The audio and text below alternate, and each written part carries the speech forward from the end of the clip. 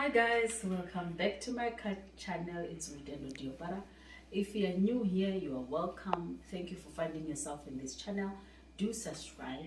I'm just gonna do I don't know whether to call it a vlog, but yeah, this is a mini vlog where I'm showing you how to bake a chocolate cake that I tasted when I was in America. I loved the taste. My kids, they just, I don't know, they cannot stop eating those cakes. So I'm here in South Africa, I don't know where to get them. But I thought, let me try myself and see how it will come out. But I trust myself because I think I did try in America and it was fine. So let me try in a South African version using South African ingredients and let's see how it will come out. But please do try it so that your kids you can taste it and you will see your kids will get hooked on this cookies. So I've already prepped the ingredient of the biscuits cake, the biscuits that or cookies that I'm about to bake. So I'm gonna share this what is it, the ingredients, so you can see what I'm going to be mixing and how to prepare for it, because the process, you don't just mix and then you go ahead and bake in the stove. You have to place them on the fridge for an hour before you can start baking. So let's start. I'm gonna start by showing the ingredient. So guys, this is the ingredient. Looking at the corner here, it's my chocolate chick. Where's the box again? Let me just show you the box that I use. Oh, it's this one. I'm using this choc chips, right, to actually create that chocolate taste within them. This is a cup and a half of cake flour. This is 250 or 115 gram of butter. And mine is salted. It's supposed to be unsalted, but I will put lesser salt because this is salted. And this is my what is it in grams again? 100 gram of sugar. 100 gram of sugar. This is white, this is brown, and this is my cornstarch. This is my cornstarch, and I'm gonna use I think it's half of a teaspoon of salt and half of a teaspoon of what do you call it, baking powder. So I'm not sure where's my baking powder, but I'm gonna have you add that on it, which is this. I'm gonna put my half of teaspoon of my baking powder, and I'm gonna put 1 tablespoon of my vanilla. But when I'm mixing, I'm gonna show you what I'm doing, right? So I'm gonna give it to my daughter here to actually record so you can see. But these are the ingredients that are already in front of me. I just need to start mixing. What I'm gonna start with is the brown sugar and the white sugar. I'll mix it with the butter until they're well combined, or should I say well persisted, one thing, right? And then we'll take it from there, right? Okay, so as I said, I'm gonna add my brown sugar in here. I'm gonna add my white sugar. I'm gonna mix until it's well done. By the way, you must use your butter must be temperature room temperature. It must be room temperature. Don't mind my English. It must be room temperature. So I'm just gonna mix them here until it's consistent. So some they use granulin sugar. So I'm using just white sugar and the brown sugar.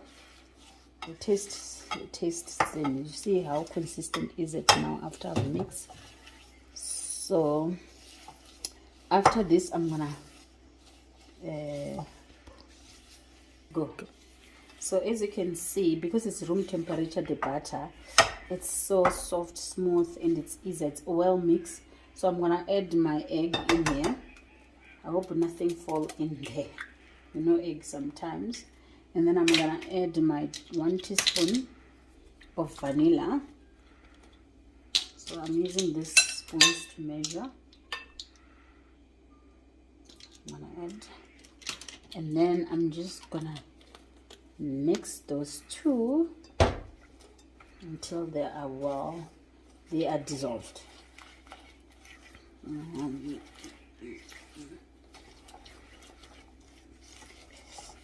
smell even already, it's smelling good. It's like the cake now. It's already started being baked, and it's only mixing because vanilla does that. It makes things smell amazing. Okay, as you can see, it's consistent now. Okay, go. So now I'm gonna pour my dry ingredients. Just gonna put myself here. I've already put 1.5 cup here, so just gonna add it on the flour because my self is not that big and it's more open. It's not like a bowl shape, it's more open. So I'm gonna pour small and then pour again and then pour again. Done. Then this is because the cookies must be crispy outside and also a bit of chewy inside. I prefer to add cornstarch, right? And here I've already put cornstarch and baking half teaspoon of baking powder, and I also put half teaspoon of salt. So I'm gonna just add it here. It's getting stuck there. Let me just pick the spoon. And then there. You know, because I poured it and then wait, so it's a bit stuck on the bottom, so I don't want it to mess up my measurements. So I'm gonna just make sure I'm scooping it out very well to keep them good. So I'm just gonna mix.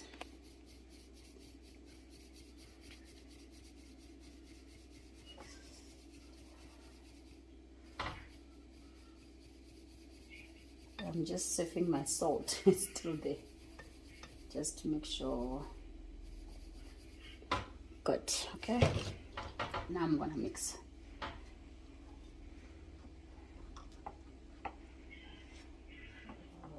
Oh shucks.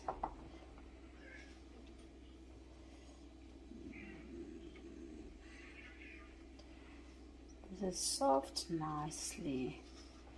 Take your time before the flour and pour everywhere. So take your time and be patient. It might take a little bit more of time to actually mixing it. So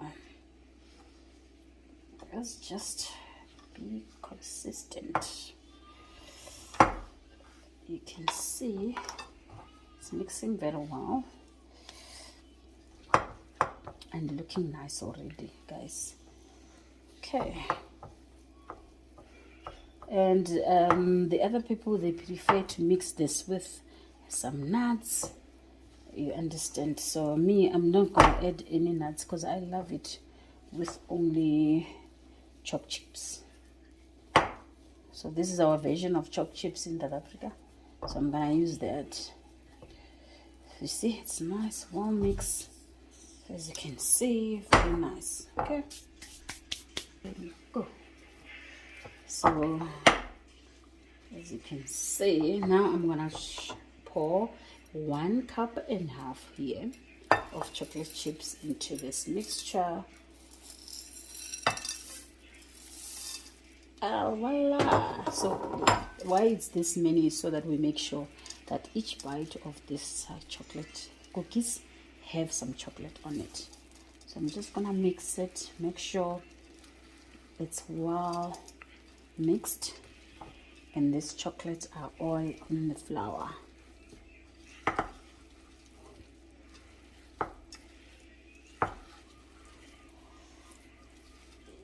Yes, it's looking nice, guys, looking nice with our chocolate chips. Okay, so because you see how soft they are, right, I'm gonna just start mixing them. When you create the ball shape, you use your hands, so that is easier. I'm just gonna use my hands, and when I do so, I'm gonna show you just now. I'm gonna make them the balls on my hands. I show when I'm So here in South Africa we have low shedding. My electricity just went just like that. So but that's not a problem, because after you make these balls you have to take it to put it in the fridge for an hour before you can start baking. So I'm gonna make it a little bit bigger because my kids, they love this. So you see how I'm making the balls. So I'm just gonna make the balls. You make it like this, put it there. But I'm supposed to measure them, guys. I think I must just use my ice cream scoop.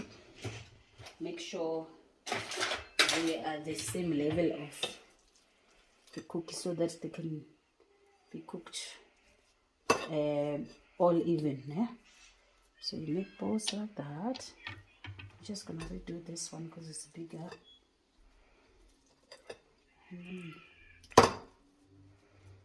So you can see each bite was gonna have enough chocolate on it. And kids, that's why they love it. Love this.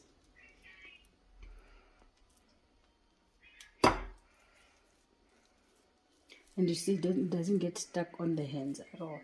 So you'll make balls like this, and then you go and take it and put it on the fridge for an hour, and then you can start. And I think the thing is, you can see how soft they are. So when you put them on the fridge, they will be a bit stronger. I don't know the right English word.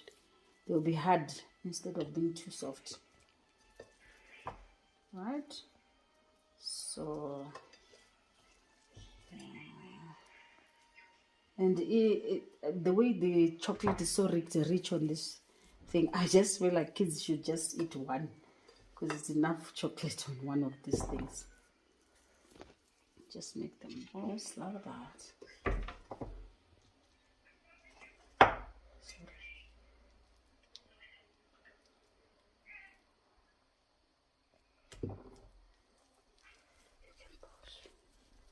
Good. I think I'm just gonna count how many cookies did I get out of that mixture. 1 2 3 4 5 6 7 8 9 10 11 12 13 14 15 16 cookies. So my kids will carry them also in school. So I'm just gonna take them to my fridge because they need to stay for 1 hour, and we'll bake them as soon as the electricity comes back, and we'll show you the end results. Okay guys, I'm back again. The electricity is back. Sorry for that. I decided now that I need to then continue with my chocolate cookies that I'm doing, and I've placed them in the fridge now for almost 2 to 3 hours. But anyway, electricity was not there, so I had to keep it there, so to make sure the temperatures get to normal for it to be that 1 hour I was supposed to place it in the fridge for. And now I'm gonna set up my stove. As you can see, I'm gonna put my what do you call it, is the degree into the 190, somewhere 190. I'll check while in the process while I'm baking to see if what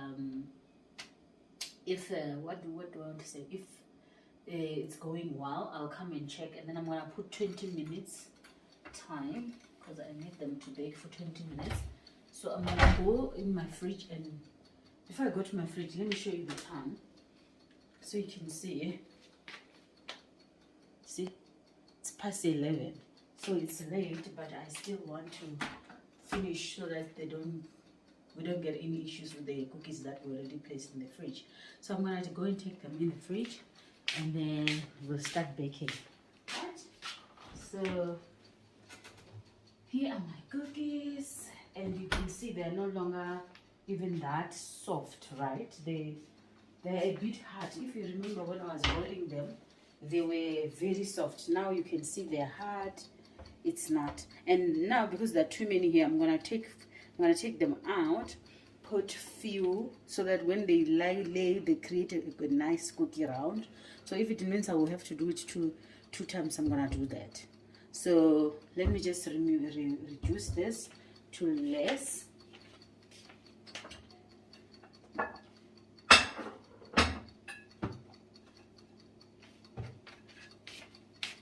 I'm just gonna take this ones, maybe half of this. I'm gonna take it out of here.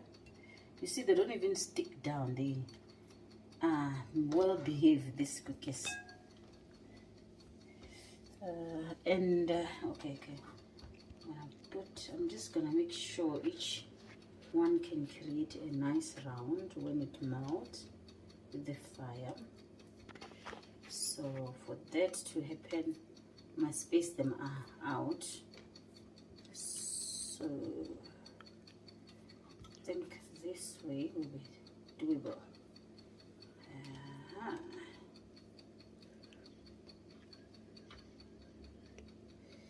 Put the bigger one in the middle.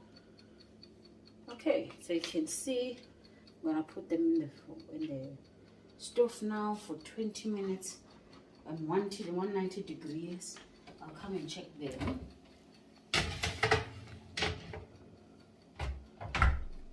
Voila! I'm gonna come back. Hold on, I'll show you how it looks like. It may look like I'm gonna do 2 rounds, so let's see. All right, let's wait. Just